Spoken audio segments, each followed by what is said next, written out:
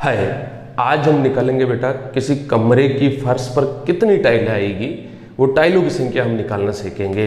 देखिए मान लीजिए कि ये कोई एक कमरे की फर्श है बेटा, ठीक है ना। अब इस फर्श की मान लीजिए कि 10 फीट आपके इसकी लंबाई है। कितनी फीट है बेटा? 10 फीट हो गई।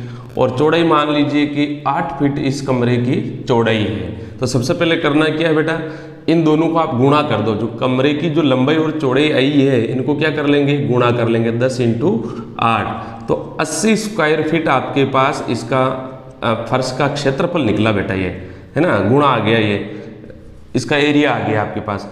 अब मान लीजिए कि बेटा आपको टाइल, जैसे ये टाइल है और ये टाइल आपको बिछानी है 2 बाई 2 की, यानी 2 फीट भी लंबाई और 2 फीट भी आपकी क्या है, चौड़ाई है ना। 2 बाई 2 की आपके टाइलें बिछानी है।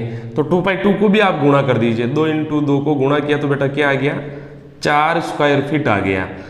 अब करना कुछ नहीं है, 80 में किसका भाग दे दो बेटा, 80 में जब हम 4 का भाग देंगे तो क्या निकल के आया, 20 टाइलें निकल के आ जाएगी। यानी कितनी टाइलें बिछाई, इस फर्श में कितनी टाइलें बिछाई जाएगी बेटा, 20 टाइलें।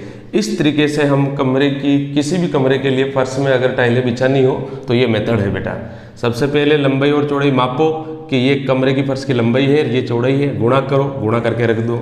फिर आपस बेटा जो टाइल है, टाइल की लंबाई और चौड़ाई को गुणा कर दो, और जो कमरे की लंबाई चौड़ाई को गुणा करने पर और टाइल की लंबाई और चौड़ाई को गुणा करने पर आया, उसमें भाग दे दो और ये टाइलों की संख्या निकल के आ जाएगी। ऐसे हम टाइलों की संख्या निकालते हैं, बहुत आसान है। ऐसे ही और मज़ेदार ट्रिक जानने के लिए बेटा चैनल को सब्सक्राइब करें, लाइक करें, दोस्तों को शेयर करें। धन्यवाद।